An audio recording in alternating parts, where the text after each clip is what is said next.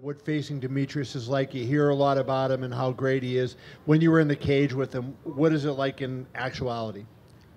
Um, he's good.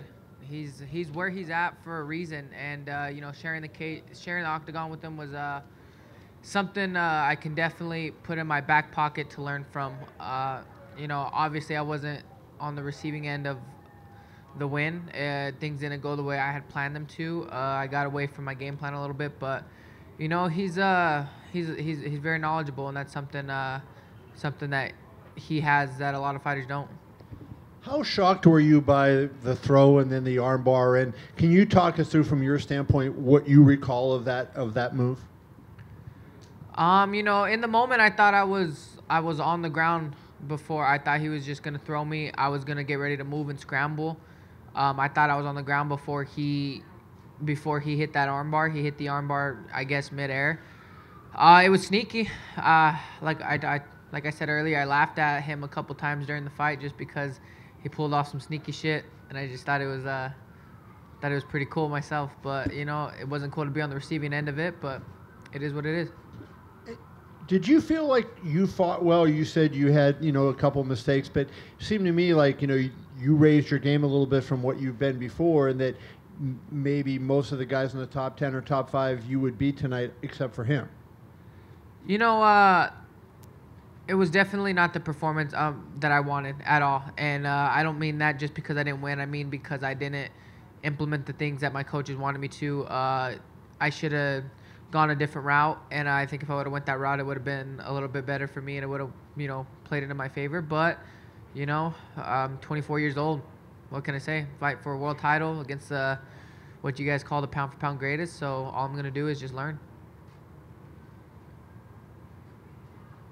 Right here, Ray. Great fight, buddy. Sorry about the outcome. It's a great fight. Thank you. After the open workouts, you told us that you and your coaches had assessed some opportunities that you could exploit in Mighty Mouse's game. Now that the fight is over and done with, and you've been in there with him, can you reveal some of those things that y'all saw? He is good, and I definitely feel like Demetrious is at the top and where he's at because of his knowledge and his ability to correct things in the fight mentally. And but we've seen some things on the feet where he doesn't bail very good. He's real chin high. He's been dropped more and more recently, and that's something we were going to try to capitalize on. But I shifted the fight a different direction and didn't stick to the game plan. Okay, and last question. Again, at the open workouts, you displayed a lot of submissions from the back you were working on, and also you displayed some really great kicks, and you didn't really get a chance to implement any of that stuff. Is that what you mean when you say that you didn't work the game plan?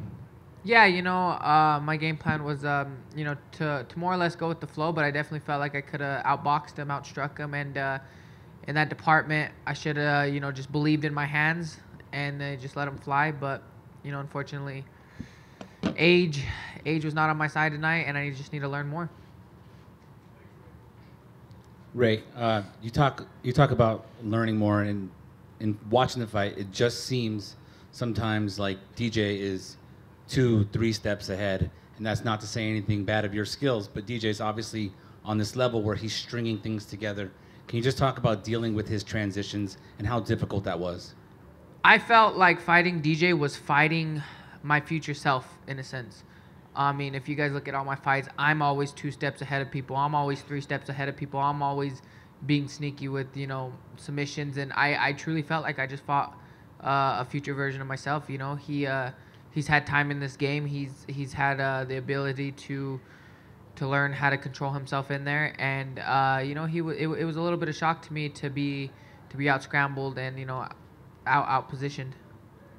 And the last question I want to ask is, as you walked away from the cage, we saw you had tears in your eyes. And obviously in that moment, it was tough dealing with the defeat. But in the time since then, have you sort of just grappled with where you're going to go from here and how you're going to build off of this?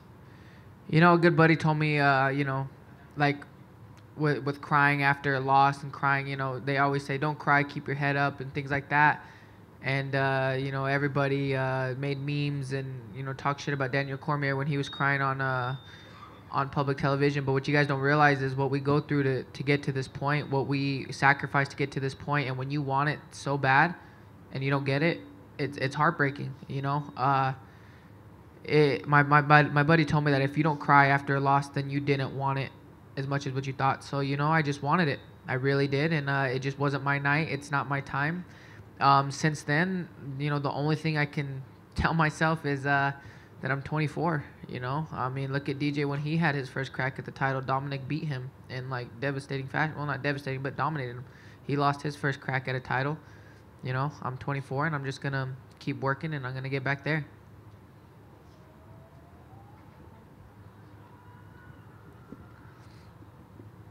Ray, have you ever seen that kind of submission? Has anyone ever tried that on you before?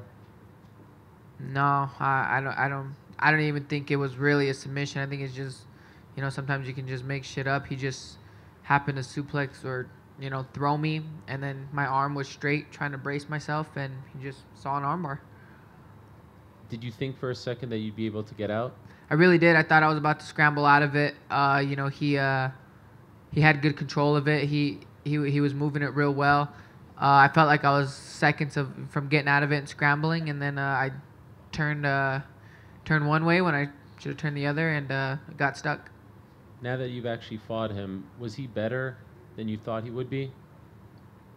Yeah, well, I mean, we always knew he was good, you know, but it's one thing to be in there with him and just watching him. You know, I've fucking watched Demetrious Johnson since I was like 13 years old. I mean, I know what he's capable of, and I know how good he is, but, you know, sometimes in the sport, just trying to skip steps.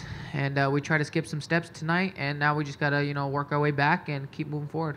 Are you going to stay at 125? Yeah, why not? I mean, for anybody, all the UFC staff, I was there at 6:45 ready to weigh in at 124, just to show you guys that weight's not an issue. So, yeah, I'm staying at 125. Thank you.